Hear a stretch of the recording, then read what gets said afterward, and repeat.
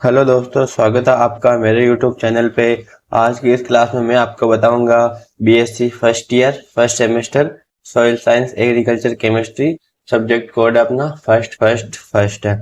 तो गाइस, जैसा कि मैं राजस्थान से बिलोंग करता हूं और आप भी वीडियो राजस्थान से देख रहे होंगे कि अपने जो नए कॉलेजेस खुले हैं उनमें पढ़ाने वाले टीचर बहुत कम है, और या फिर कोई अदर कॉलेज है तो उनमें सब इंग्लिश मीडियम पढ़ाते हैं, और ज़्यादातर जो स्टूडेंट्स है वो सब गवर्नमेंट स्कूल से पढ़ के आते हैं तो उनको कुछ समझ में नहीं आता। तो ये प्रॉब्लम मैंने भी फेस की है और मैं अभी भी प्रॉब्लम को फेस कर रहा हूँ। तो इसी को देखते हुए मैं अपने घर पर ही खुद के नोट्स बनाकर आपको प्रोवाइड कराना चाहता हूँ। तो गाइस, मैं आपको अभी सॉइल साइंस पढ़ाने वाला हूँ। अगर आपको इसके नोट्स चाहिए तो नीचे मैं डिस्क्रिप्शन में एक नंबर दे रहा हूँ, उस पर व्हाट्सअप करके आप ले सकते हैं, पूछ सकते हो कुछ और भी। तो चलिए दोस्तों, स्टार्ट करते हैं। तो जैसे कि दोस्तों, आपने जो सॉइल साइंस है उसका अपना टाइटल है फंडामेंटल्स ऑफ सॉइल साइंस। जो अपने प्रैक्टिकल लेने आएंगे बाहर से वो अपन को पूछ भी सकते हैं एक नंबर के लिए कि भैया आपके सॉइल साइंस का टाइटल क्या है, तो अपन को बताना फंडामेंटल्स ऑफ सॉइल साइंस। इसका सब्जेक्ट कोड है SSAC 111। SSA की मतलब आप जानते हो नहीं जानते हो तो आप लिख लो full form soil science and agricultural chemistry. 111 का मतलब आप जानते हो नहीं जानते हो, बता देता हूँ। इस फर्स्ट का मतलब first year first semester part first. ठीक है, ये अपना कोर्स कोड, इसे कोर्स कोड बोलते हैं। और जो अपना लेक्चर फर्स्ट है इसके अंदर टोटल अपने 21 ऐसे कुछ लेक्चर है, वो मैं सभी आपको एक एक करके जरूर बताऊंगा। तो आप मेरे चैनल को सब्सक्राइब करके बेल आइकन जरूर दबा दिए। तो अपना जो फर्स्ट लेक्चर है उसका नाम है soil as a natural body and pedological and edaphological concept of soil. ये अपना पहला लेक्चर है। और ये जो नोट्स है वो मतलब जो भी कोटा यूनिवर्सिटी के हैं उनके लेक्चर है।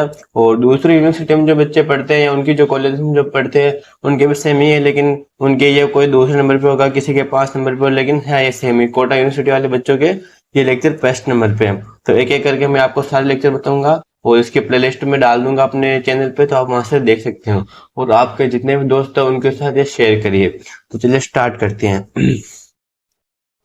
तो पहले अपन सोइल के कंसेप्ट क्लियर कर लेते हैं। सोइल की उत्पत्ति लैटिन भाषा के सोलम शब्द से हुई है, जिसका अर्थ है फर्स्ट। लैटिन भाषा के सोलम शब्द से हुई है। ये अपन को ऑब्जेक्टिव टाइप में पूछे जाते हैं, तो आप इसे नोट कर लिएगा। ठीक है, और एक ये क्वेश्चन भी आता है कि 1 इंच मृदा के निर्माण में कितना टाइम लगता है, तो लगभग 800 से 1000 वर्ष लगते हैं। और मृदा की डेफिनेशन बिल्कुल सरल भाषा में यही है। और आप आज तक आपने 11th और 12th में डेफिनेशन पढ़ी हो, आपको याद। अगर वो आप इन कॉलेजेस के एग्जाम में लिखेंगे तो आपको वो कम नंबर देंगे, उतने नंबर नहीं देंगे, क्योंकि वो सोचेंगे आपका दिमाग अभी तक विकसित नहीं हुआ वैसे कॉलेज जैसे। तो अपन को ये ऐसे एक लैंग्वेज में लिखनी पड़ेगी। तो आप इसको नोट भी कर सकते हैं या फिर आप मेरे को मैसेज करके पूछ सकते हैं, मैं वहां पे आपको नोट्स प्रोवाइड करा दूंगा। तो देखो, मृदा वह प्राकृतिक पिंड है जो प्राकृतिक पदार्थों पर प्राकृतिक शक्तियों के प्रभाव से उत्पन्न हुई है, जो खनिजों व जैविक अवयवों के विभिन्न गहराई वाले संस्तरों में विभक्त होती है एवं पैतृक पदार्थों द्वारा आकार की बनावट, रासायनिक, भौतिक एवं जैविक गुणों में भिन्न होती है। तो कुछ नहीं, यहाँ तक तो सब पहले ही पढ़ के आए हैं भी। मृदा वह प्राकृतिक पिंड है जो प्राकृतिक पदार्थों पर प्राकृतिक शक्तियों के प्रभाव से बनी है। फिर अपन को जैसे अपन को पता है कि मृदा में कई संस्र होते हैं, तो अपन को लिखता है कि जो खनिज एवं जैविक अवयवों के विभिन्न गहराई वाले संस्रों में विभक्त होती है। और उनके जो पैतृक पदार्थ होते हैं, जैसे पैतृक पदार्थों के आधार पर मृदा की आकार, रासायनिक संगठन, भौतिक, जैविक वो रहेंगे। तो ये लाइन अपन लिखेंगे, पैतृक पदार्थों द्वारा आकार की बनावट, रासायनिक, भौतिक एवं जैविक गुणों में वह भिन्न भिन्न होती है। तो किसी तरफ काली मृदा होती है, किसी तरफ बुरी होती है, ऐसे अलग अलग मृदा होती है, तो अपने पैतृक पदार्थ के कारण होती है। ठीक है, तो अपन अपन पढ़ेंगे soil as a natural body. मतलब मृदा एक प्राकृतिक पिंड है, मतलब मृदा को सिद्ध करना प्राकृतिक पिंड है। कैसे, वो देखे। और इसके मतलब अगर आप बुक्स वगैरह इनको देखेंगे तो उनको उनमें मतलब आपको इंग्लिश में मिलेंगे या फिर बहुत थ्योरेटिकल मिलेंगे, तो उनको पढ़ने में बहुत दिक्कत होती है। तो मैंने बढ़िया पॉइंट बनाए, तो बहुत ही सरल है और जल्दी से याद हो जाते हैं। तो देखिए, पहला, मृदा की परिभाषा करने के पश्चात यह सिद्ध होता है कि यह एक स्वतंत्र एवं प्राकृतिक पिंड है। मृदा की परिभाषा ज्ञात करने के पश्चात यह सिद्ध होता है कि यह एक स्वतंत्र एवं प्राकृतिक पिंड है। दूसरा देखो, पेड़ पौधे एवं जीव जंतुओं इसके निर्माण में प्रत्यक्ष एवं परोक्ष रूप में भाग लेते हैं, जिसके कारण इसे जीवित पिंड माना जाता है। जो पेड़ पौधे हैं, जैसे कई चट्टानों में पेड़ उग रहे हैं तो उनकी जड़ें चट्टानों को मतलब दरारें दरारें उत्पन्न कर देगी चट्टानों के अंदर। तो चट्टान नीचे गिरेगी, उनके अक्षय होगा, उनका खनन होगा, तो उनसे मृदा का निर्माण होगा। तो ये कह रहा भी कहीं ना कहीं पेड़ पौधों जीव जंतु का उनके अंदर भी रोल है, उनके अंदर भाग लेते हैं हम। जीवधारी मृदा के अंदर जितने भी जीवधारी जाते हैं या रहते हैं, जैसे सूक्ष्म जीव जो मृदा के अंदर रहती हैं, मृदा में जीवधारी मृदा में लगातार क्रियाशील रहती है। आपने पढ़ा है सूक्ष्म जीव मृदा में क्रियाशील रहते हैं और निरंतर उसमें परिवर्तन करते रहते हैं। बिल्कुल सही बात है। इसी कारण मृदा को एक गतिशील प्राकृतिक पिंड मानते हैं। ये पॉइंट आप साथ के साथ नोट कर सकते हैं, इसका आप स्क्रीनशॉट भी ले सकते हैं। सामान्यतः विकसित मृदा में अनेक प्रकार के सेंसर पाए जाते हैं, अर्थात मृदा का विकास प्रोफाइल के रूप में होता है। आप सबको पता, आपने 11th-12th में पढ़ा है कि मृदा में विभिन्न सेंसर पाए जाते हैं और मृदा का विकास प्रोफाइल के रूप में ही होता है। अगर अपन मृदा में काट लगाते हैं तो अपन को अलग अलग सेंसर दिखाई देते हैं। जो अपना अगला पॉइंट है कि मृदा एक प्राकृतिक स्वतंत्र गतिशील जीवित परिच्छेदिका युक्त पिंड है जो सभी जीवधारियों के जीवन की आधारशिला है। मृदा क्या है? सभी अपन की आधारशिला भी मृदा ही है। अपन खेती करते हैं, अपन खेती क्या घर में थोड़ी कर सकते हैं, खेत में कर सकते हैं जहाँ अच्छी मृदा हो। ठीक है, तो सभी जीवधारियों की आधारशिला मृदा ही है। मृदा को 3 प्रावस्थाओं युक्त प्राकृतिक पिंड माना जाता है, जिसमें ठोस, द्रव व गैस उपस्थित होते हैं। इसमें यहाँ पे जो 3 अवस्थाएं बताई गई, ठोस, द्रव, गैस, ये अपन आगे पढ़ेंगे ना मृदा अवयव, उसके अंदर रंध्रावकाश, सॉइल वाटर, सॉइल एयर होती है, ये उसका अलग से लेक्चर है, तो यहाँ पे डिटेल नहीं है इसकी, तो उसका मैं अगले लेक्चर में बताऊंगा।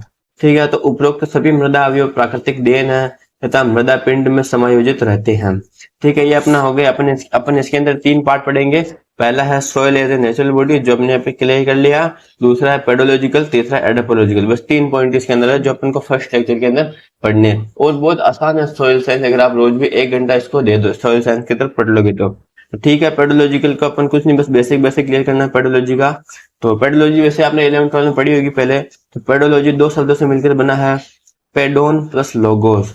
पेडोन प्लस लोगोस। और एक चीज याद रखना, जो पेडोलॉजी है ना, वो एक अपवाद है, क्योंकि ये एक लैटिन भाषा का भी शब्द है और एक ग्रीक भाषा का भी शब्द है। इसके अंदर जो पेडोन है ये लैटिन का शब्द है और जो लोगोस है ये ग्रीक का शब्द है। ठीक है, याद रखना, ये अपवाद है। पेडोन पेडोन का अर्थ होता है सॉइल या अर्थ। लोगस का अर्थ होता है नॉलेज, यानी मृदा का नॉलेज। मृदा का नॉलेज क्या कहते हैं? शास्त्र, मृदा शास्त्र। पेडोलॉजी का शाब्दिक अर्थ है भूमि या मृदा शास्त्र। अब इसके अपन डेफिनेशन देख लेते हैं, कई बार पूछ लेते हैं हम। डेफिनेशन इसकी यही है कि पेडोलॉजी मृदा विज्ञान की वह शाखा है जिसके अंतर्गत मृदा का वर्गीकरण, गुण, व्यवहार, आकार की आंतरिक संरचना, वितरण का अध्ययन किया जाता। अगर इतना याद नहीं रहे तो ऐसा लिख देना कि मृदा विज्ञान की वह शाखा जिसके अंतर्गत कोड। अब आपको एक ट्रिक याद रखनी है, कोड सी से हो गया क्लासिफिकेशन, ओ से हो गया ओरिजिन यानी निर्माण, और डी से हो गया डिस्क्रिप्शन यानी उनका विस्तार। तो ठीक है, अपन ये इसकी ट्रिक है, कोड ऐसे भी लिख सकते पेडोलॉजी बराबर कोड से। आप ये वहां पे एग्जाम में नहीं लिखना, आपको ये ट्रिक है आपको याद करने की। कोड, सी मतलब क्लासिफिकेशन, ओ मतलब ओरिजिन, डी मतलब डिस्क्रिप्शन यानी क्लासिफिकेशन वर्गीकरण, ओरिजिन यानी निर्माण, उत्पत्ति, उसका मूल, और डी मतलब डिस्क्रिप्शन यानी उसका विस्तार। ठीक है, आप लिख सकते, बस पेडोलॉजी के बारे में इतना ही है, ज्यादा कुछ नहीं है। तो अगला अपना पॉइंट है एडोपोलॉजी। फिर वही है एडोपोलॉजी भी 2 शब्दों से मिलकर बना है। इसमें लोगोस का अर्थ वही है नॉलेज, एडोपोस का अर्थ है soil as foothold to plant, मतलब जो पौधों को सहारा प्रदान करती है मृदा। ठीक है, soil as a foothold to plant मतलब मृदा का पौधों के साथ अध्ययन को एडोपोलॉजी कहते हैं। इसका अर्थ हो गया मृदा का पौधों के साथ अध्ययन, और इसका अर्थ हो गया अध्ययन, तो ये दोनों में एडोपोलॉजी। एडोपोलॉजी का शाब्दिक अर्थ है पौधों को उगाने के दृष्टिकोण से मृदा का अध्ययन। पौधों को कहाँ पे उगाते हैं? मृदा के अंदर। पौधों का आधार क्या है? मृदा। उसका अध्ययन किसके अंदर करते हैं? एडोपोलॉजी के अंदर। बिल्कुल सिंपल है। अर्थात वह मृदा शास्त्र जिसके अंतर्गत पौधों की वृद्धि एवं विकास अथवा फसल व फसलोत्पादन में मृदा के प्रभाव का अध्ययन किया जाता है।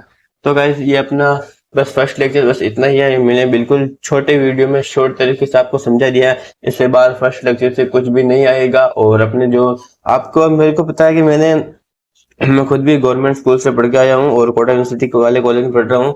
तो बहुत सारे बच्चे हैं हमारे स्कूल में, तो हमारे कॉलेज में तो पढ़ाई चलती है, लेकिन कई कॉलेज में पढ़ाई नहीं चलती और किसी में चलती है तो वो इंग्लिश में चलती है। मैंने भी प्रॉब्लम फेस की, मेरे को समझ में नहीं आता तो मैंने कहीं से बुक्स प्रोवाइड की और हमारे सीनियर भी ऐसे थे जो जिन्होंने हमें नोट्स नहीं दिए, तो मैंने खुद को नोट्स बनाए ताकि आप लोगों को प्रॉब्लम ना हो और आप भी अच्छे से पढ़ सको। तो गैस अगर आपको नोट्स चाहिए, इनका पीडीएफ चाहिए, तो मैं नीचे डिस्क्रिप्शन में एक नंबर दे रहा हूँ, उस पर आप व्हाट्सएप में मैसेज करके पूछ सकते हैं। और अपने जितने भी एग्रीकल्चर वाले जो दोस्त है जो बीएससी फर्स्ट ईयर में है, जिनको भी ऐसी प्रॉब्लम हो रही है, तो अपने उन सभी दोस्तों को उन सभी ग्रुपों में शेयर करिए और सब्सक्राइब करिए और बेल आइकन का बटन जरूर प्रेस करिए ताकि अगला लेक्चर जो मैं लेके आऊंगा उसका नोटिफिकेशन सबसे पहले आपके पास रहे। धन्यवाद दोस्तों।